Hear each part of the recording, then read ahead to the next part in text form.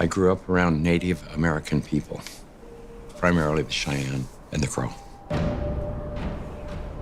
I remember coming home one day and we were going to go into one of the kids' teepees with his parents, and the mother said, "Take those shoes off, they'll make you sick." It was just strange why she would say they would make you sick. Well, I wouldn't have had a clue at that time. In simple terms, grounding is literally putting your bare feet on the ground. When you do that, you're in contact with the earth, and Mother Earth is endowed with electrons. And these electrons are literally absorbed through your feet. It's like taking handfuls of antioxidants, but you're getting it through the feet. Grounding means connecting to the earth to support the specific function of the organs of your body. It supports the body as a whole, but it specifically supports organ systems down to the tissues and the cellular function of the entire body. In 1960, we invented synthetic materials. The first thing we did was we put rubber sole, synthetic soles on the shoes. We started wearing sneakers. So it's the most common sense thing that we are organisms that live and grow and depend entirely on the earth while we're alive. And yet we have completely isolated ourselves from it. We're so disconnected that it becomes this weird thing if we actually slip our shoes off. 95% of people walk insulated on the earth.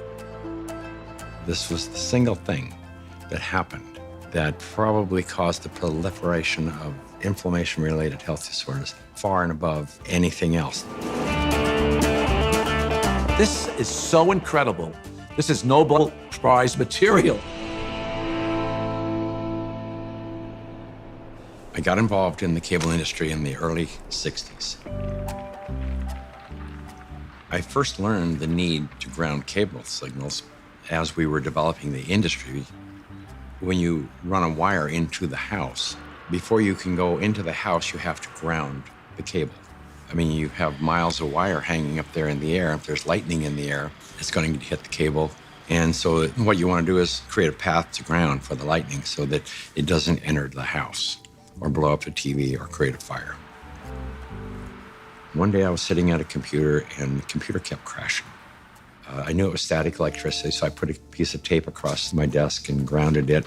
Then I realized in that process that the outlet wasn't grounded, so I fixed it so that I could get rid of the static electricity.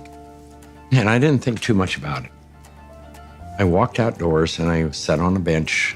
This tour bus pulled up, and it looked like they had just been to one of these outlet malls, and white Nike shoes were on sale.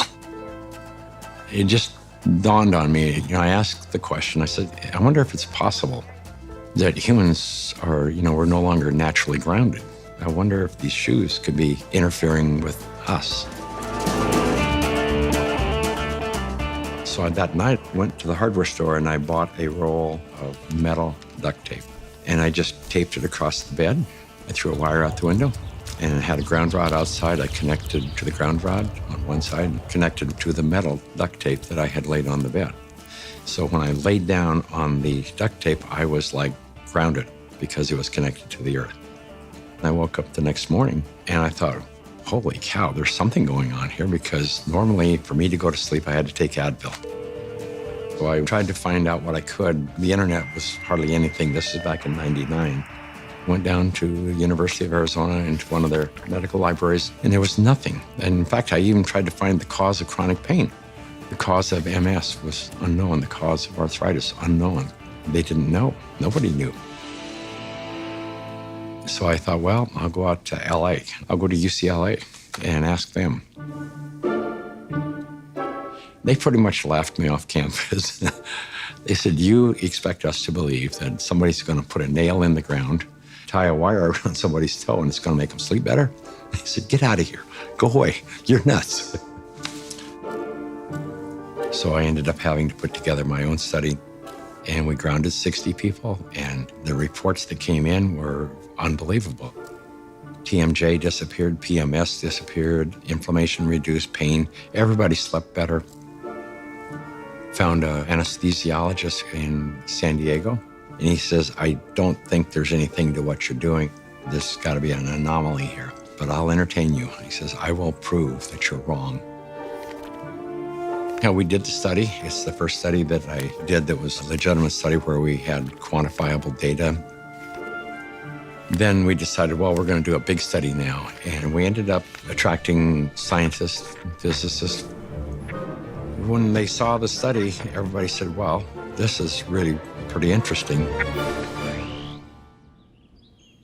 I didn't know anything about grounding. I had never heard of it at all, but I became a new mom.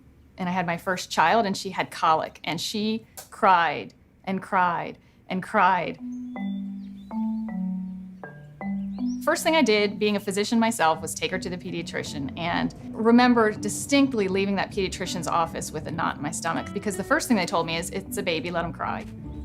Literally the only time I noticed that she wasn't in pain, and the only time I could soothe her, was when I was outside and I was barefoot and I had her in my arms. And every time we were outside, she relaxed. I noticed if I did use a stroller or if she was in a car, she was still in pain and uncomfortable. This is not placebo effect. Like, she had no idea if I was wearing shoes or not. She doesn't know that. I'm holding her either way. And I just slowly started realizing this child can only take a nap and feel comfort is if she was on my skin, held skin to skin, and I was barefoot. She'd be dead asleep, and if I stepped in the house and took both my feet off the ground, she would wake back up and the pain response would come back. And I didn't know what it was called, and I didn't at that time feel comfortable thinking about using it in my conventional medical practice, but I just knew that this is what I'm gonna do to help my child. I was working with a mentor of mine, and she recommended that I ground my energy. I didn't know what she meant by ground yourself. So the first thing I did was go home and look it up on the internet. And through doing a search about grounding, I found Clint Ober's work and the book about earthing. And I realized that it's a real thing and a real healing modality with tons of medical literature behind it. I first learned about grounding maybe 12, 13 years ago through one of the trainers for the Tour de France team from the US, and he was using it with many of their athletes and with surprising results. And I think that surprising best summarizes my response to it because it didn't seem to make sense. I think I became a believer once I started to explore the science. If you take a microscope and you look at a piece of wood and you go down, down, down, all of a sudden, there's nothing there. There's molecules, but they're not even connected. What's holding them together? What's the force that's holding everything together? Our body is electrical. This is all electronic equipment. The heart, the lungs, the brain. I mean, this is electrical equipment. It's all electrical. Everything is electrical. Unbeknownst to us, we live inside a battery. The surface of the Earth is charged negatively, and the ionosphere, which is a layer of the atmosphere about 60 miles up, which is ionized by the sun, meaning that the rays of the sun are so strong that they split the molecules into a positive charge and a negative charge. The negative charge are transferred to the surface of the Earth through lightning mainly, and the positive charge stay 60 miles up. The problem arises when we don't have negative charge. So we need grounding just as we need air and we need sunshine. Stephen Sinatra, who was a cardiologist from back east, was attending a convention. We sat down with Stephen and told him the story of what I was doing. Now he said, well, if you're affecting pain, he says, you need to be researching inflammation. You don't have arthritis, you don't have cancer, you don't have all these health disorders. What you have is chronic inflammation. We have so much inflammation in the body, and it comes out in illnesses. We go to a doctor with all these complaints, but a lot of it is silent inflammation, including my specialty, heart disease. Heart disease is an inflammatory process. So how do we reduce inflammation? Inflammation is produced by neutrophils, which is a white blood cell. You have an injury, you have a damaged cell. And so these white blood cells come over and they encapsulate the damaged cell and they release reactive oxygen species, which rip electrons from the damaged cell, and that destroys the damaged cell. If there's not enough free electrons there to reduce the remaining radicals, they're going to steal an electron from a healthy cell and in the process damage it. Then the message goes out to the immune system and another neutrophil does the same thing, eliminates that cell, and then you end up with a chain reaction. ATP is short for adenosine triphosphate. It's the energy currency of the cell. So we're bioelectrical beings. That's the currency of our body. That's how it works. That's how we run our biological systems, is by generating this electrical energy that's transferred. And when we connect to the earth through a conductive surface in some way, there's a transfer of electrons that slowly go into our body. In situations where we are insulating ourselves from this surplus of electrons into our body, we're going to get the absolute opposite. So instead of having low levels of inflammation and a thin blood, we'll have thick blood that's more likely to clot, and our levels of inflammation tend to increase. You could take anybody who has chronic pain. It doesn't matter who they are. It doesn't matter what's wrong. And ground them, and you're going to have a significant reduction in pain. You're going to stop the oxidation or the inflamed portion. That stops almost immediately. Then the body can heal and return to normal. And healing generally is improved by 60–70%. If inflammation is the cause of all these health disorders, then I know that not grounding is the cause of inflammation, because if the body is grounded, you can't have inflammation. Can we measure the effects reproducibly? The answer to that is yes. We now have 20 studies. There's 21 published studies in the medical literature on earthing and grounding. And this is peer-reviewed stuff. In simple terms, what earthing does is literally, it quenches the fires of inflammation.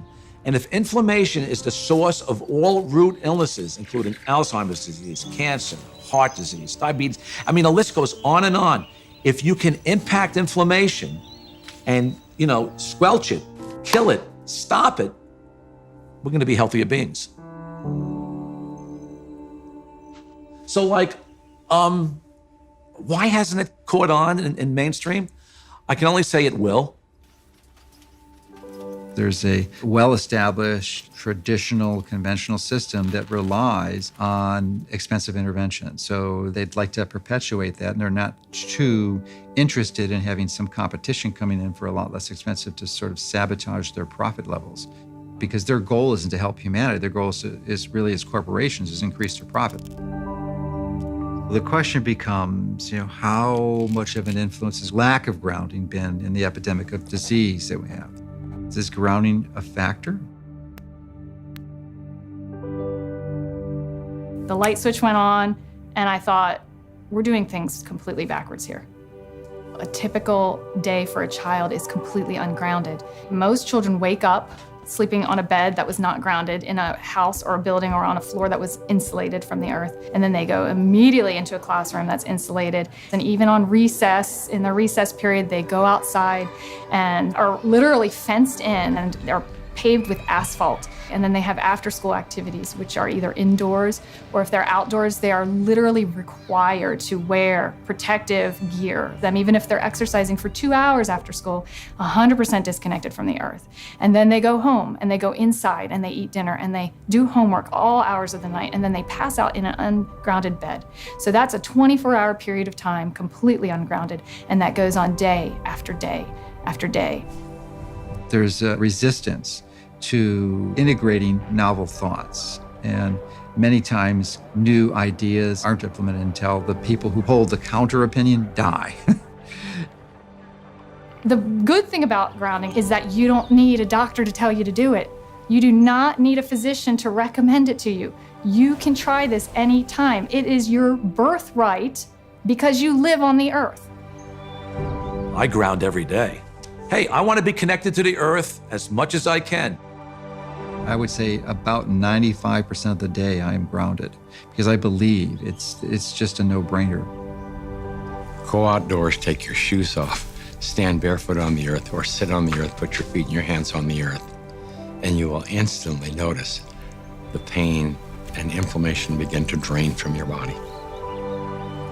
I got my life back is probably the most common refrain that I hear. Thank you, I got my life back. got my life back.